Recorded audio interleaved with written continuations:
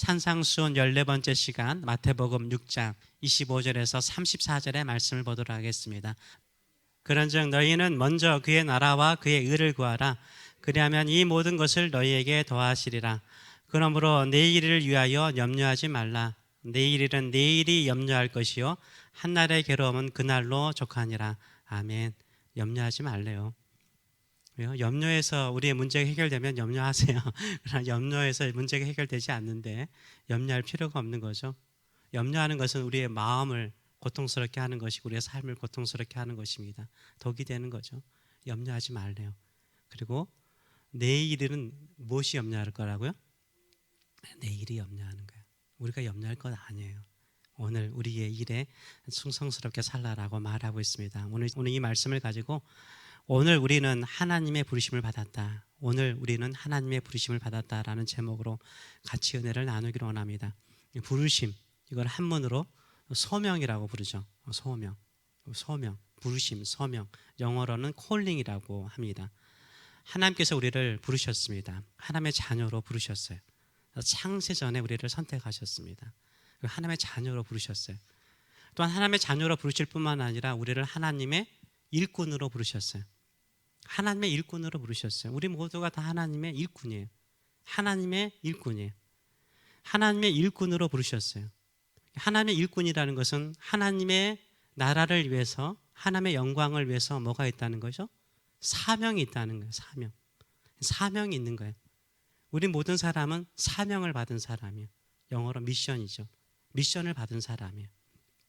하나님의 나라를 위해서, 하나님의 영광을 위해서 하나님의 일꾼으로 우리를 부르셨습니다. 그래서 우리가 사는 목적은 무엇입니까? 하나님의 나라를 위해서, 하나님의 영광을 위해서 사명을 감당하는 부르심을 받은 자예요. 이것이 우리의 삶인 줄 믿습니다. 그런데 우리가 사명자로 살다 보면 가장 먼저 직면하는 문제가 무엇입니까? 내가 하나님의 부르심을 받고 하나님의 일꾼임에도 불구하고 우리가 가장 먼저 직면하는 문제는 뭐냐면 먹고 사는 문제예요. 무엇을 먹을까? 무엇을 입을까? 어디에 살까? 이게 우리의 고민거리가 되는 거죠.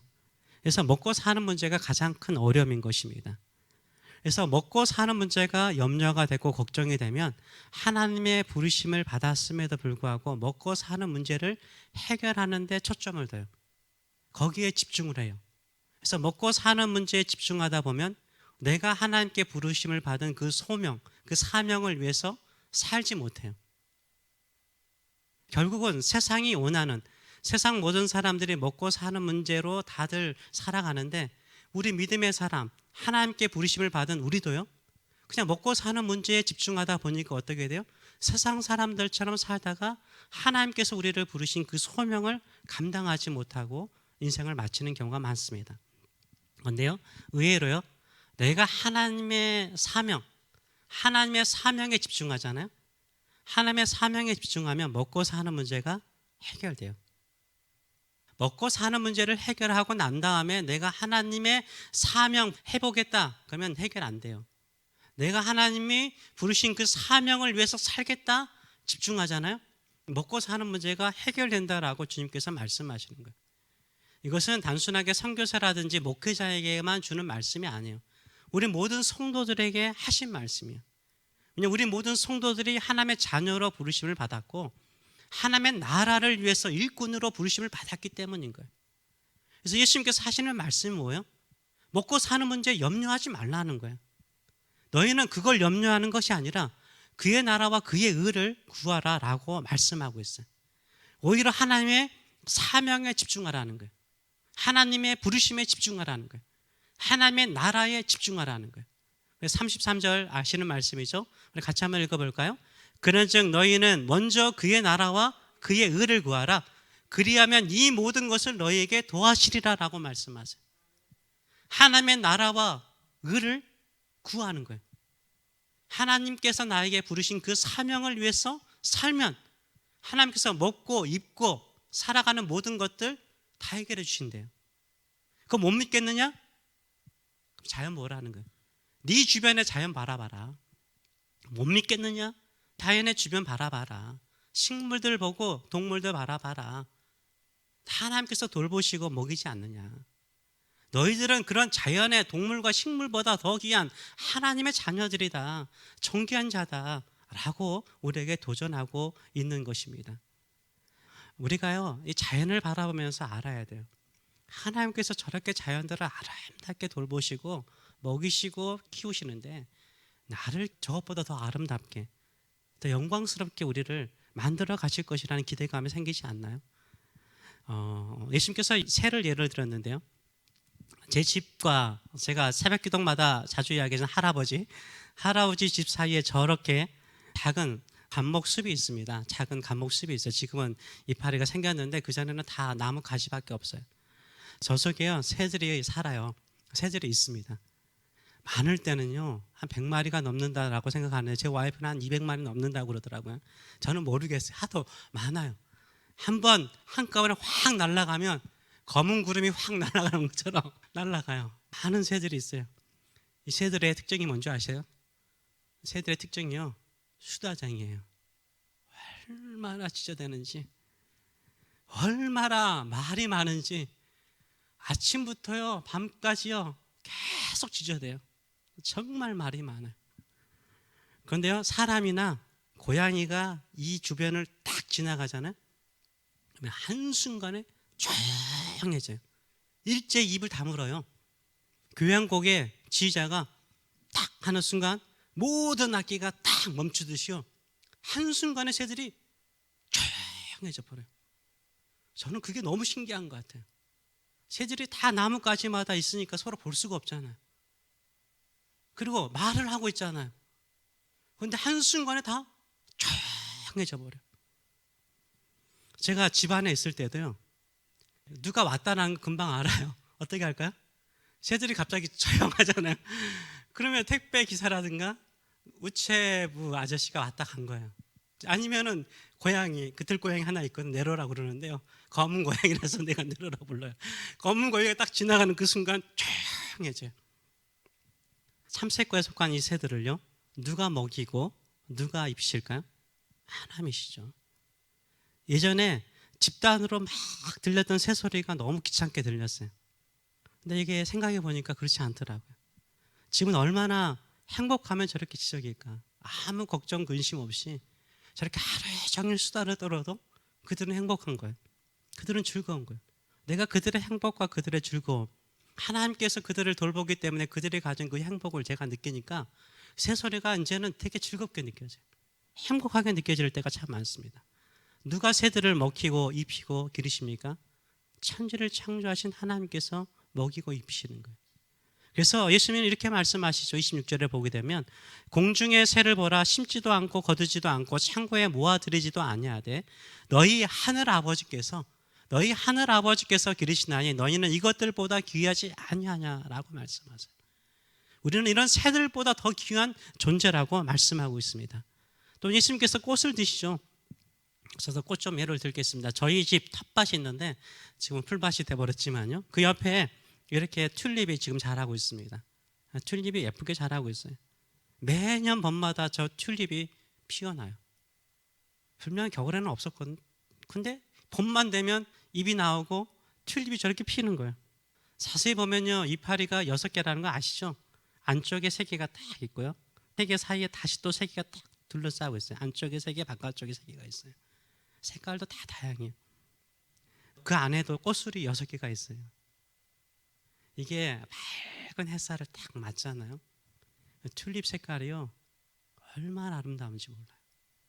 튤립 색깔이 저렇게 아름다운지 몰랐어요. 보면 볼수록 신비로워요. 아침에 보는 튤립의 색깔하고 저녁에 또 대낮에 보는 튤립의 색깔이 달라요. 여러분도 알다시피요, 튤립 전쟁이 있었잖아요, 유럽에서. 튤립이 금보다 귀할 때가 있었대요. 금보다 귀할 때가. 저 아름다운 튤립을요, 누가 만들었어요? 누가 키웠어요? 제가 저기에 물 줬을까요? 제 처가요? 아니요. 제 주인이요? 아니요. 그냥 저렇게 자라고 있는 거예요. 하나님께서 저렇게 예쁘게 자라가게 만들고 있어요. 그래서 예수님 말씀하세요. 28절 말씀 보게 되면 또 너희가 어찌 의복을 위하여 염려하느냐? 들의 백합화가 어떻게 자라는가 생각해 보라. 생각 좀 해보라는 거예요. 수고도 아니하고 길쌈도 아니하느니라. 아무런 수고도 하지 않는데 하나님께서 그들에게 의복을 입히신 거예요. 아름다운 의복, 인간이 만들 수 없는 아름다운 색깔로 의복을 만드시는 거예요. 하나님께서 돌보시고 키우시는 거예요. 이게 얼마나 아름다운 거예요. 저는 작년 겨울에, 우리 겨울을 지나면서 코비드 때문에 다들 힘들기도 하였지만 눈도 참 많이 왔어요. 눈도 많이 오고 바람도 많이 부는 날들이 많았습니다. 주변을 보면 나뭇가지도 다 앙상하고 검고 들판도 다 검지 않았어요. 그런데요, 그렇게 검게 죽어버린 것처럼 보이는 자연이요, 근심 걱정하는 거 들었어요? 걱정하는 염려 소리 들었습니까? 근심하는 소리 들었나요? 다들 죽어가는 것처럼 보이는데 봄이 딱 되니까 어때요? 봄이 되니까 그 앙상한 가지에 새순이 나오고 새꽃이 피고 새 잎들이 나오고 지금 열매가 맺히고 있잖아요. 중어 같은 그 검은 내지가 지금 푸르른 들판이 되어버렸잖아요.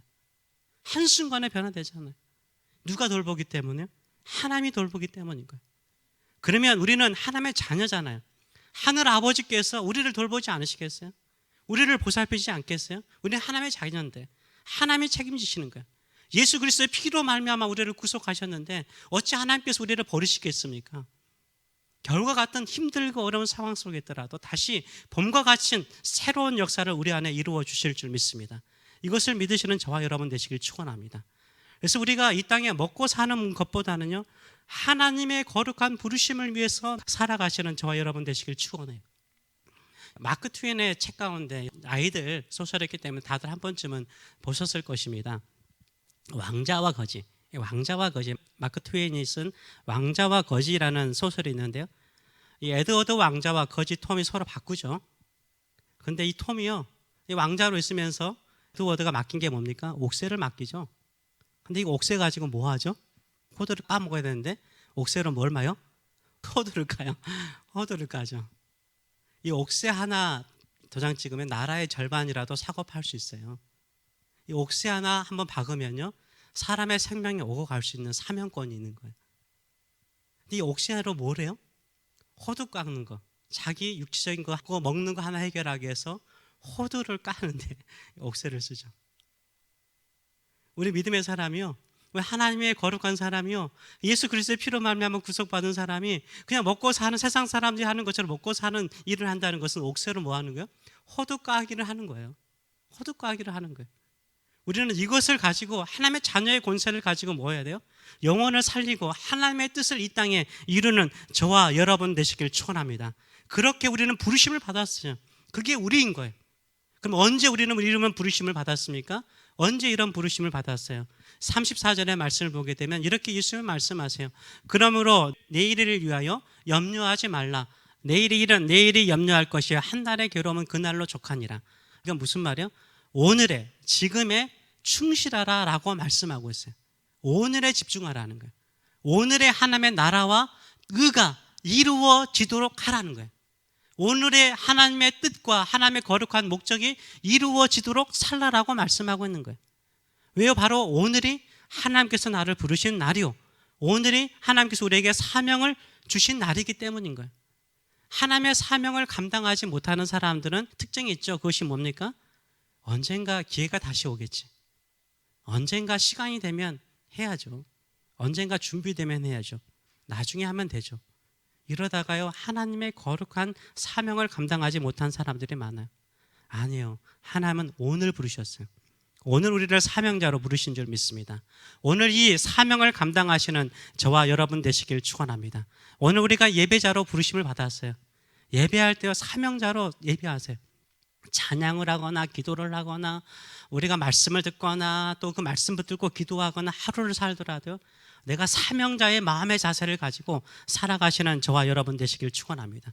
그것을 위해서 우리가 부르심을 받았어요. 또 한 가지, 우리가 어디에 부르심을 받았을까요? 우리가 어디에 부르심을 받았을까요?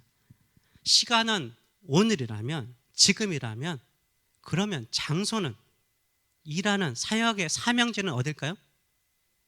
여기에요. 내가 지금 하고 있는 일터, 내가 지금 살고 있는 가정이 나의 소명지예요. 부르심을 받은 자리인 거예요. 장로교는 철저하게 믿는 것 중에 하나가 뭡니까? 예정론이죠. 칼빈의 예정론을 믿어요. 그리고 성도의 견인을 믿습니다. 창세전에 우리를 선택하신 하나님께서 우리를 영원토록 함께 하시고 그 구원을 반드시 이루실 것을 우리 믿는 거예요. 하나님의 자녀가 되면 영원한 하나님의 자녀인 거예요. 하나님의 자녀가 되었습니다. 이 땅에 우리가 살아가요. 왜 사는 거예요? 하나님의 부르심이 있고 하나님의 뜻이 있고 하나님의 사명이 있기 때문인 거예요. 그래서 오늘 하루를 살더라도 내가 주어진 삶의 자리에서 이 사명을 감당하는 자로 사는 거예요. 그때 하나님께서 먹고 사는 문제를 해결해 줬어요. 그래서 우리가 직장 일을 할 때마다, 가게를 할 때마다 늘 이 가게는 뭘로 생각하셔야 돼요? 하나님이 부르시는 가게, 하나님이 부르시는 사역지, 사명지로 생각하셔야 돼요. 그래서 여기에서 하나님의 뜻과 하나님의 목적을 이루는 일에 집중하시는 저와 여러분 되시길 축원합니다. 유럽에요, 15세기까지는요 유럽보다 아시아가 훨씬 잘 살았어요. 아시아가 선진국이었어요. 중국에서의 물품을 수입하는 것이 유럽의 사람들이었어요. 유럽 사람들은 중국이나 인도에서 가져오는 물건들이 자기 집안에 있는 것이 부자요, 선진 문화를 누리는 사람들의 특징이었어요. 그런데 바뀌죠. 신대륙을 발견하고 종교개혁이 일어나고 사람들의 의식이 바뀌죠.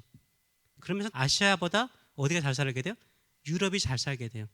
특별히 개신교의 나라들이 더 잘 살게 돼요. 왜냐하면 개신교의 나라들의 신앙의 자세가 어떤 자세였냐면, 내가 지금 일하는 이 자리가 무슨 자리라고요? 사역지라고 생각했어요. 하나님의 뜻을 이루는 가게요 비즈니스라고 생각을 했어요. 그러니까 하나님의 일을 한다고 생각을 했어요. 똑같이 가게를 하지만 먹고 사는 일을 하는 것이 아니라 하나님의 일을 한다고 생각을 했어요. 하나님의 뜻을 이루는 직장이라고 생각을 했어요. 하나님의 뜻을 이루는 가게라고 생각을 했어요. 자세가 다르죠. 그러니까 그 비즈니스 잘 될까 안 될까요? 잘 되죠. 우리는 어떤 마음의 자세를 가지고 살아야 될까요? 나의 가게나 일터를 사명의 자리로 삼으시는 저와 여러분 되시길 축원합니다. 생선 가게를 하십니까? 생선 가게를 하면 누구의 부르심을 생각해야 돼요? 베드로의 부르심을 늘 생각하며 사명지로 삼아야 돼요. 생선을 팔더라도 예수님께서 베드로를 부르신 것처럼 나를 사람을 낚는 어부로 부르셨다. 이곳에서 내가 생선을 팔면서 이들에게 예수를 믿는 사람, 하나님의 나라를 꿈꾸는 사람들로 채워지게 하여 주시옵소서, 만나게 하여 주시옵소서. 이런 소명을 가지고 가게를 하면 거기에 하나님의 축복이 임하는 거예요. 식당을 합니까? 식당은 뭐로 생각하시면 돼요? 예수님의 성만찬이요. 예수님의 성만찬.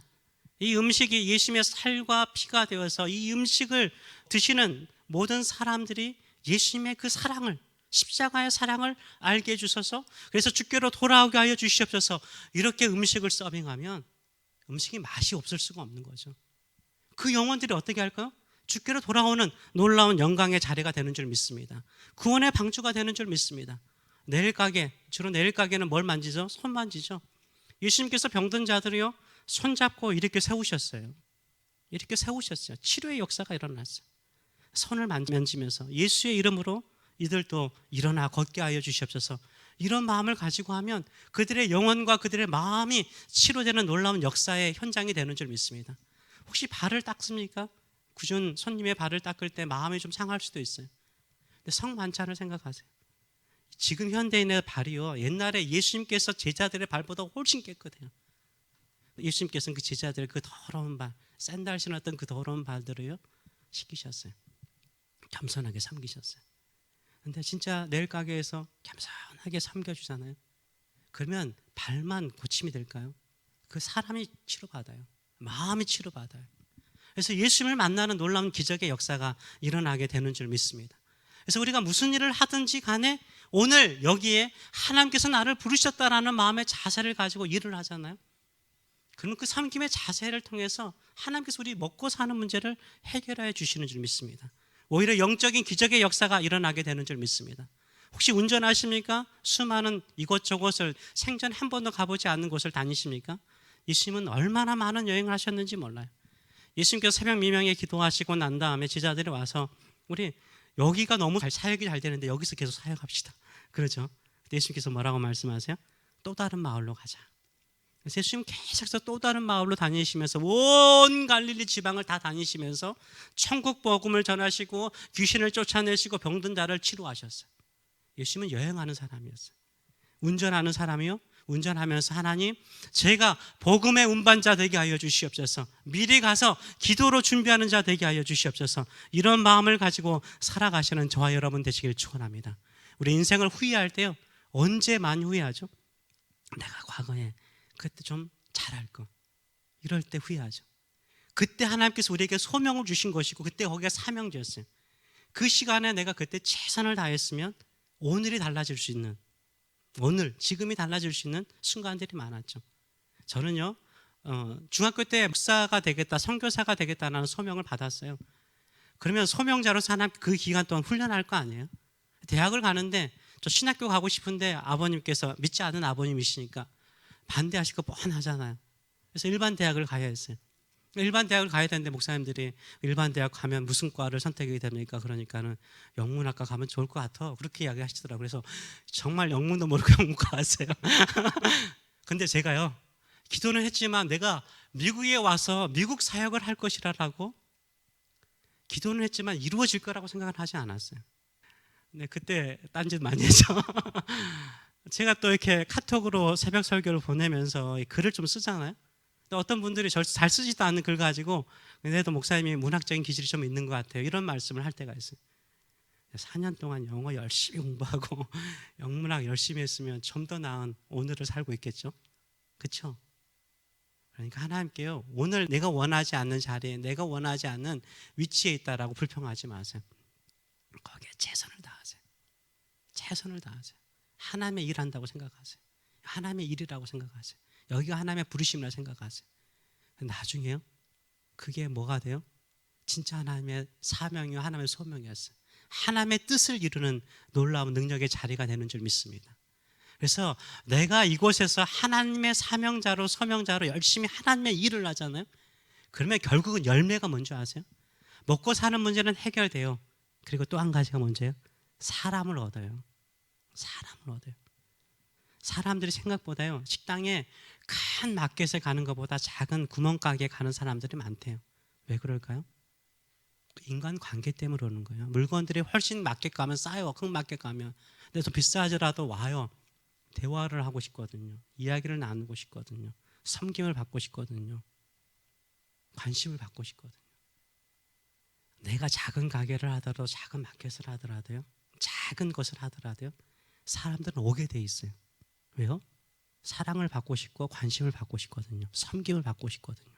근데 우리가 섬겨주되 정말 예수님처럼 섬겨주는 거예요. 예수님처럼 잘해주는 거예요.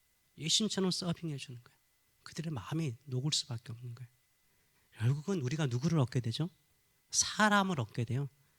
돈을 목적으로 하면 사람을 함부로 대해요. 사람을 섬기잖아요. 그럼 그 사람이요, 돈 가지고 와요. 사람을 얻게 돼요. 인생을 살면서 가장 후회스러울 때가 언제일까요? 내가 죽을 때 나를 기억하는 사람이 한 사람도 없는 거예요. 내가 죽을 때 나를 기억하고 추억하는 사람이 많다면 성공하는 사람이에요. 돈을 목적으로 사는 사람은 누구도 그 사람 기억하지 않아요. 저 사람 돈밖에 모르는 사람, 안 좋은 기억밖에 없어요. 그러나요, 최선을 다해서 하나님의 사명자로서 섬기잖아요. 사람들이 기억해요. 저 사람은 작은 예수님처럼 나를 섬겼던 사람이야. 믿음으로 살았던 사람이야. 사랑의 사람이야. 이렇게 기억되는 줄 믿습니다. 그것이 바로 하나님의 뜻이 이곳에 임하는 것이고 하나님의 나라가 이곳에 임하는 일인 줄 믿습니다. 이런 하나님의 소명자로, 사명자로 살아가시는 저와 여러분 되시기를 축원합니다. 아멘. 기도하겠습니다. 여러분은 하나님의 자녀입니다. 하나님께 부르심을 받은 사람입니다. 하나님께서 여러분을 하나님의 일꾼으로 부르셨어요. 어디에서 하나님의 부르심이 있습니까? 여러분 가정일 수도 있고요, 여러분 가게일 수도 있고요, 직장일 수 있어요. 내가 먹고 사는데 일한다, 그러면 세상 사람이에요.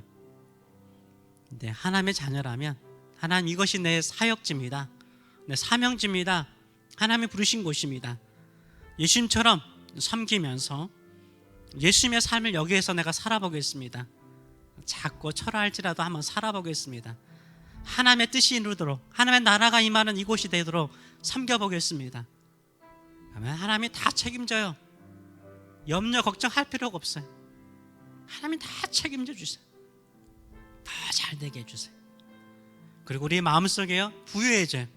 돈이 많아서 부유해진 게 아니라 나의 섬김과 나의 사랑과 나의 섬김을 통해서요, 사람들이 모여들어요. 나를 기억하는 사람들이 많아져요. 이게 얼마나 행복한지 몰라요. 돈 버는 것보다 사람들이 내 옆에 있어서 나에게 격려가 되고 힘이 되어주는 것만큼, 그만큼 부유해지는 게 없다니까요. 그 행복이 하나님의 나라가 임하는 것이고, 하나님의 뜻이 이루어지는 것이고, 하나님의 의로움이 이루어지는 거예요. 우리 그런 인생 살아갈 수 있도록 나를 사용하여 주셔서, 나는 주님의 일꾼입니다, 주의 일꾼으로 여기에 지금 이 시간에 최선을 다해 섬김을 통해서 하나님의 나라가 임하는 나의 삶 되게 하여 주시옵소서. 이런 사모하는 마음을 가지고 한번 기도하겠습니다. 살아계신 하나님 아버지, 은혜를 감사드립니다. 오늘도 우리를 부르시되 하나님의 자녀로 부르실 뿐만 아니라 하나님의 일꾼으로 부르신 것을 진심으로 감사드립니다. 지금 너의 그 자리가 하늘의 뜻을 이루는 자리다. 아버지의 뜻을 이루는 자리다. 거기에 최선을 다해서 그리스도의 사랑으로 섬기면 자연의 아름다운 꽃과 자연의 아름다운 새들보다 더 아름다운 열매를, 사람의 영혼을 살리는 열매를, 네 주변에 너를 사랑하고 너를 기억하는 수많은 사람들이 모여드는 것을 보게 될 것이다. 먹고 사는 것은 자연스럽게 내가 책임져 줄 것이다 라고 말씀하시며 힘을 주신 우리 주님, 오늘도 우리는 매일매일 하나님의 일을 충실하게 감당하는 믿음의 성도들 되게 하여 주시옵소서. 이제는 우리를 하나님의 자녀로 일꾼으로 삼으시고 부르신 하나님 아버지의 크신 사랑하심과 나처럼 섬기고 충성하면 아버지께서 올려주실 것이다, 부활의 영광으로 올려주실 것이라 라고 말씀하시는 우리 주 예수 그리스도의 무한하신 은총과 지금의 작은 일에 충성하면 더 큰 일에도 감당할 능력을 내가 줄 것이다, 함께 할 것이다 라고 늘 약속하시고 힘을 주시는 성령의 임재와 교통하심이 사랑하는 성도들 머리 위에, 그리고 자녀들 머리 위에 영원히 함께 하시기를 축원하옵나이다. 아멘.